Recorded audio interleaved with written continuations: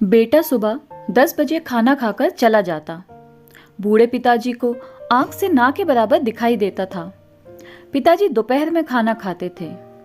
इत्तेफाक से एक दिन जैसे ही बेटा खाने बैठा, पिताजी को आवाज लगा दी, खाना खा लीजिए पिताजी।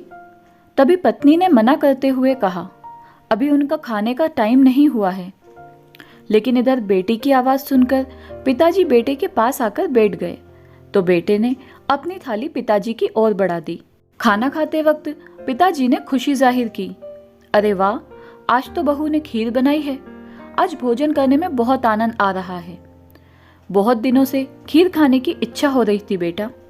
पिता की ये बात सुनकर बेटे का दिल धक से रह गया। बहुत मुश्किल से अपनी आंखों से आंसुओं को रोक पाया।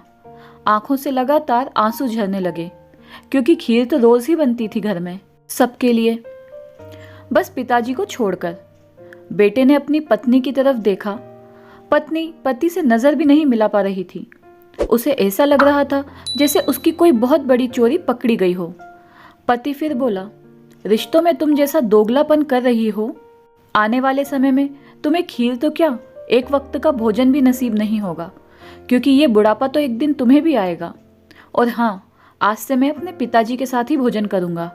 ये कहकर पति ऑफिस के लिए निकल गया और पत्नी वहीं थक से सोफे पर बैठ गई, क्योंकि पति के कहे कठोर वचन उसकी भी आंखें खोल दी थी। इस घटना के बाद से अब उस अंधे पिता को भी वही सब खाने को मिलता है जो घर के बाकी सदस्य खाते हैं। दोस्तों, अगर आपके घर में कोई बुजुर्ग हैं तो उनसे भेदभाव करने की बजाय उनका ध्यान रखें, क्योंकि बुजुर्गों का साया सबके ऊपर नहीं होता।